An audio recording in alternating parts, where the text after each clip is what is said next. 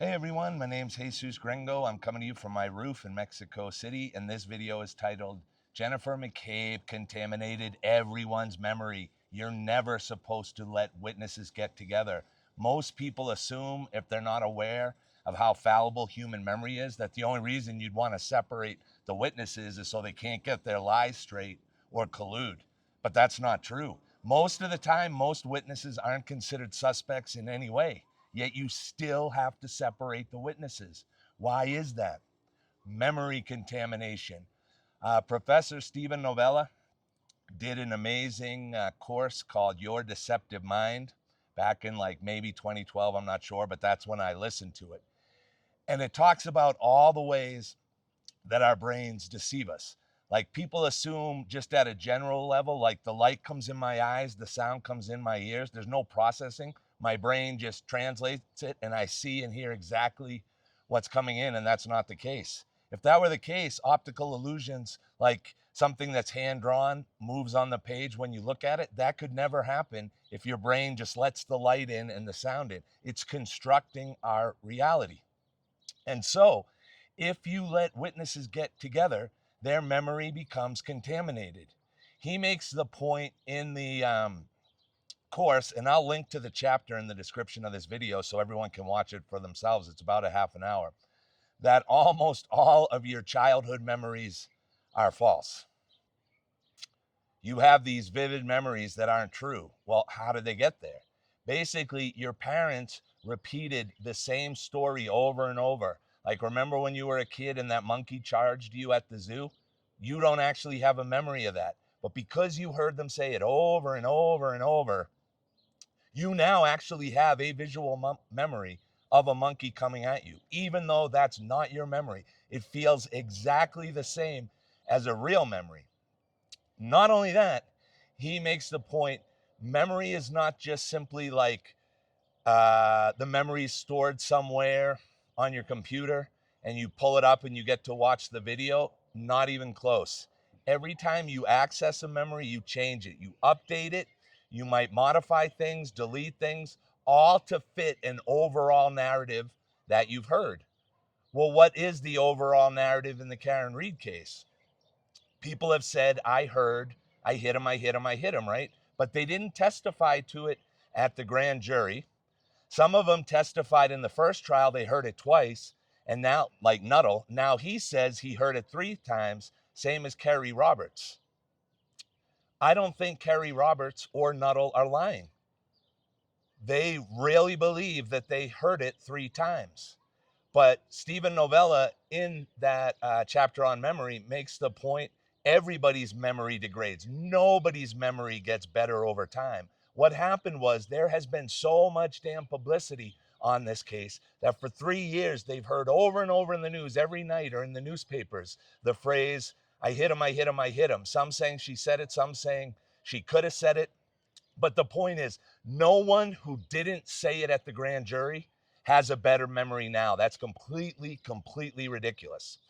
He gives an example of 9/11 and the Challenger disaster, what he calls flashbang memories. Those are like super traumatic events that stay with you, as opposed to, what did you have for breakfast today? What time did you get home from work?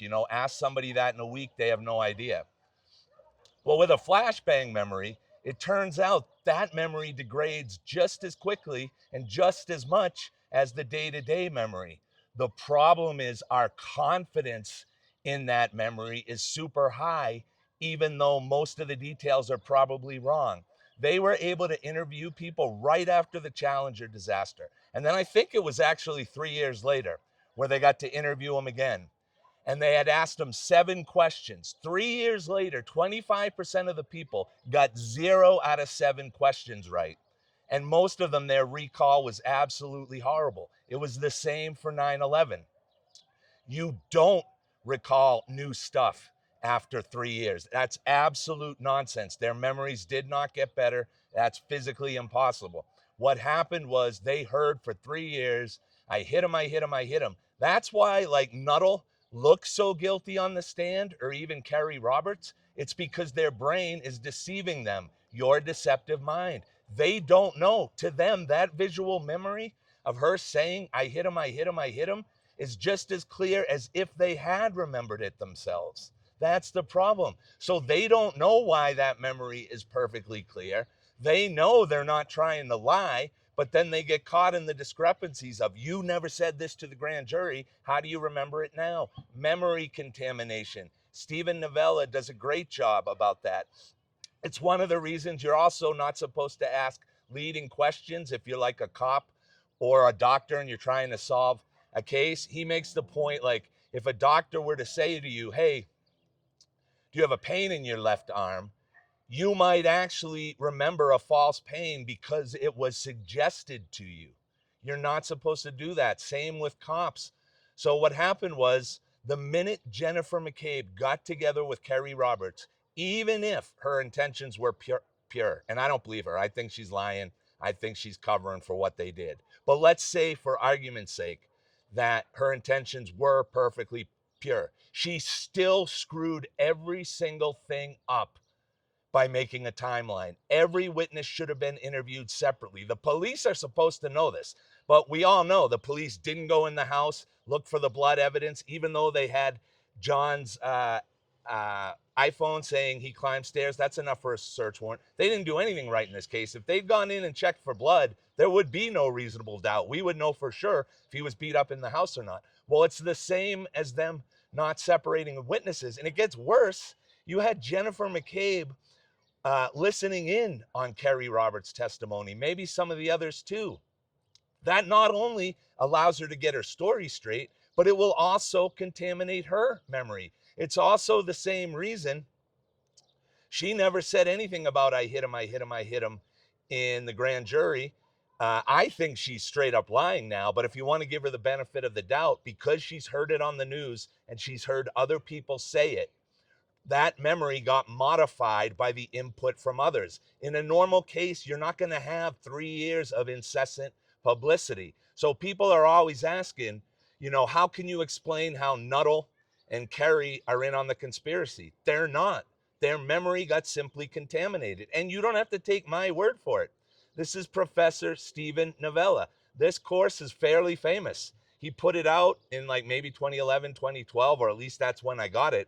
And it explains everything. If you ask someone about an event and you lie and you say, he makes this point in the chapter, what was the woman wearing? And there was no woman. A good percentage of the people who heard that are going to think there must have been a woman, and they're actually going to describe what she looks like, and they're going to have a visual memory for it. They're not lying. They were suggested by hearing over and over and over, I hit him, I hit him, I hit him. And I mean, honestly, everybody knows at a common sense level, your memory does not get better after 3 years. Everybody's memory is fading. So the fact they didn't say it at the grand jury means they didn't hear it, period. They definitely, when asked, what was Karen saying? For those that think it's a confession, which is a whole other video, I'm just going to make the clear point. Oh my God, did I hit him? Oh my God, I hit him, are the exact same thing. But let's say they're not, and people see that as a confession, I hit him, not realizing it's just her brain connecting the dots. You're going to bring that up when you're asked by the police, when you're on the stand. Yes, I clearly heard her say she did it. Who is ever going to leave that information out? Nobody. Not one person's ever going to leave that out. So they're not part of the conspiracy. Their memory got contaminated. Witnesses like Nuttall, just from the excessive publicity of the case. That's why witnesses are not supposed to be in the courtroom when the other witnesses are testifying, because you don't want to contaminate their memory. It's not just a collusion thing, like they're going to hear what the other one says and fit their story to that narrative. No, their memory will become contaminated. We had a mistrial. People, after they testified, were allowed to watch the trial. Everyone thought that was going to be the end of it. So their memory got contaminated if they listened to the other witnesses talk, or if they've seen the incessant coverage from the Boston Globe, NBC, Fox, wherever they're watching it. They've seen this for 3 years. They've heard it. Did she say, I hit him, I hit him, I hit him? That's leading. It puts I hit him in their memory. And again, if they said it at the scene, odds are that's what they heard. But anyone who's saying 3 years ago, no, I never brought it up, I never thought about it, but now my memory is crystal clear. Nuttall, a year ago saying I heard it 2 times, now it's clear as day 3 times. No, your memory does not get better, it gets worse. And the reason his got worse is because it was contaminated by all the coverage saying I hit him, I hit him, I hit him.